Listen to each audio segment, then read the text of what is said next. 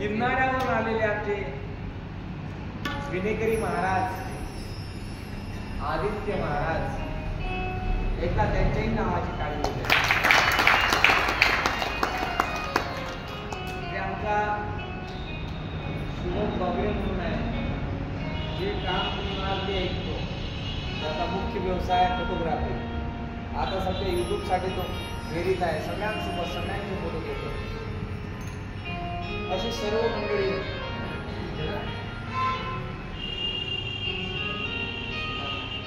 मंडळी उपस्थित आहे आणि त्यांच्या समवेत या दास सोपानाला तुम्ही जे मोठी पदवी आहे, मुख्यमंत्री हा महाराष्ट्रापुरता सीमित असतो, पंतप्रधान हा देशापुरता सीमित असतो, कार्यकारी प्रमुख असतो आणि राष्ट्रपती हा नामधारी प्रमुख असतो. यांची ही गादी 5-5 वर्षांची असते.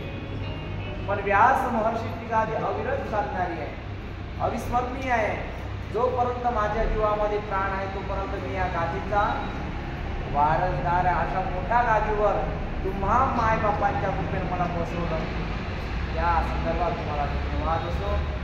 यजमानाच्या स्वरूपात, राजा परीक्षिताच्या स्वरूपात असणारे आमचे चांदूर बाजारवरून आलेले गिरोकाल फॅमिली, त्यामध्ये पुष्कर असेल, आजोबा असेल, आजी असेल, यांनाही नतमस्तक असतो. त्याचबरोबर गेली 5 दिवसापासून आपण मोठ्या भक्तिभावानं मनाचे कान करून तुम्ही श्रवण करत असलेली श्रीमद भागवत महापुराण निश्चितच तुम्हाला ते फल देऊन जाईल आणि त्या फलाचं स्वरूप तुमच्या येणाऱ्या पिढीवर पडेल असे मी द्रवित करतो. मी इथपर्यंत का बोललो की गेले पाहता 5 दिवस निघून गेले. किती दिवस निघाले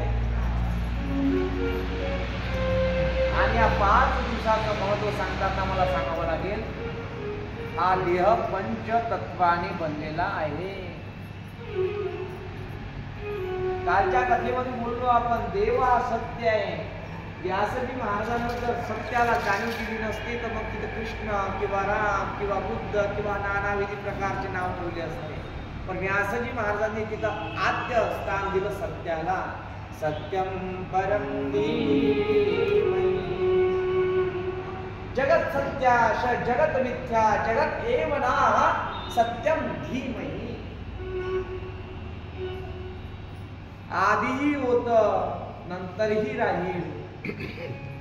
सातत्याने तुमच्या जीवामध्ये असणारा तो जीव आत्मा, ज्याला तुम्ही देव म्हणता, तो अविरत तुमच्यावर तुमच्या कर्मानिशी कृपा करेल. सत्य तू विठ्ठला.